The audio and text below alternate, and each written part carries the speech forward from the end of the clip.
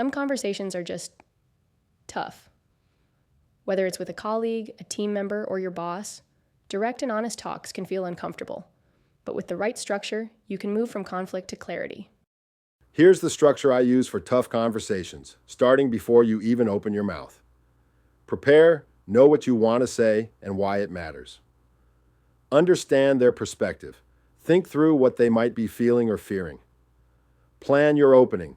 Start with calm, clarity, and purpose.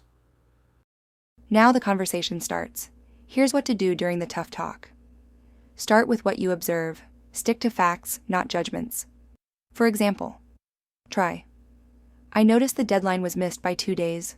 Share your story. Explain how you see the situation. That impacted the handover to the next team. Listen actively.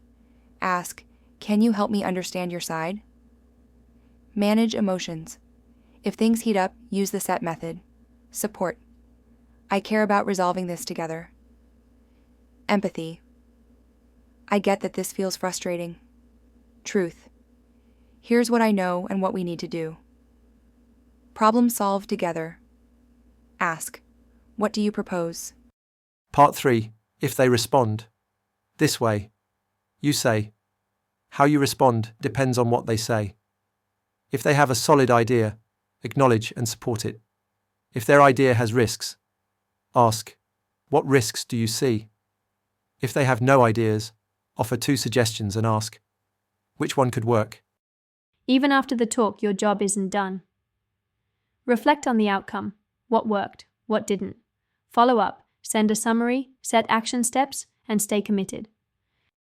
Difficult conversations don't have to be damaging. With a clear structure and emotional intelligence, you can turn tough talks into turning points. Here are the steps you can screenshot.